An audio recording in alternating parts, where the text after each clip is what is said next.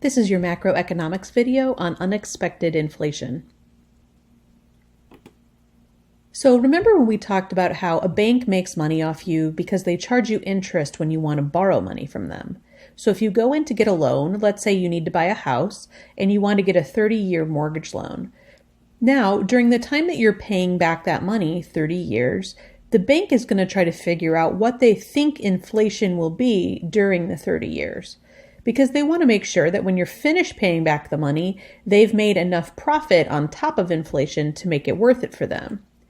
Now, two things can happen. The bank, of course, comes up with what they think or expect inflation to be, and they, of course, could be wrong. So, if it turns out that actual price inflation is higher than what the banks expected, then people who borrowed money from that bank, assuming that they're paying back a fixed rate loan that doesn't change, they're going to gain.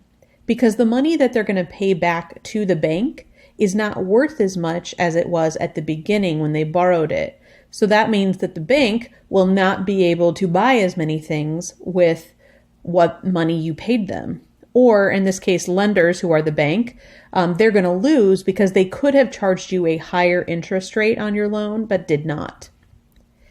If inflation is higher than expected, the other people that lose are people on fixed incomes.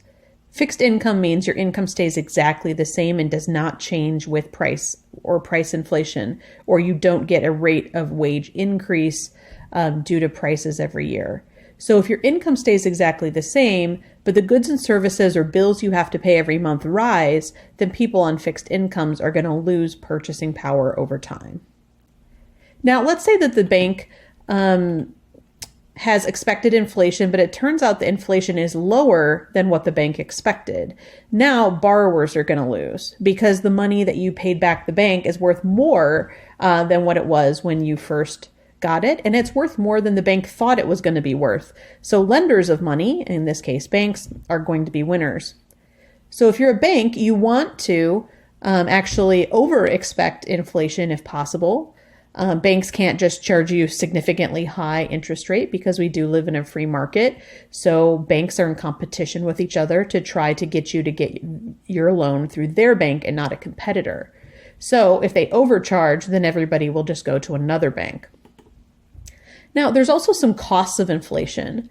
So let's say that price inflation is going up pretty steadily, enough that you start to notice it, and the prices of the things that you wanted to buy or you had planned to buy are suddenly getting more and more expensive.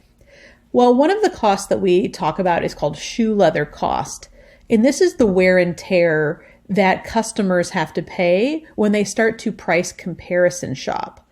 So if, let's say, you really want to buy something and you notice that it's really expensive, you're going to spend some time and money going to various places or websites comparing prices to try to find a discounted version. Now, it used to be before the internet, to do price comparisons, you had to literally shoe leather it, which means walk from store to store and check out prices. Today, you might go to various websites, you might look at coupons, things like that. And that is the cost of your time. That's opportunity cost. If prices are going up pretty steadily, it also causes people to buy things now as opposed to wait in the future. So if you, let's say, really need a new car, and you're planning on buying one within the next couple of years, but you notice that car prices are rising pretty significantly, it might cause you to then want to buy now as opposed to later. People also spend a lot of time and energy searching for these and the very best prices possible.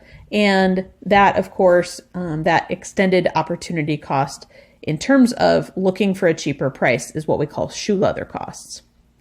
Now, shoe leather costs are paid by consumers, but another cost is paid by businesses, and this is called menu costs.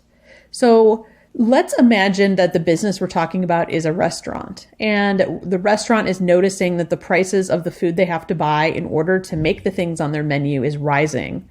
The business has to decide if they want to change the prices on the menu or just eat the higher cost, which are input costs, which thus would leave them with a smaller profit margin.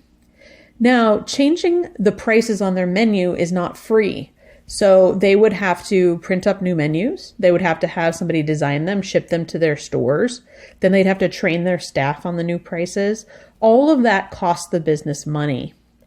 So menu costs are expensive, and therefore a business might wait to change their menu prices until after they're sure that these particular increase in inflation is going to stick around for a while. Because if they spend all this money to change their menu so that they have higher prices and then prices go back down, now they're suddenly much more expensive than their competitor restaurants, and they might lose some business.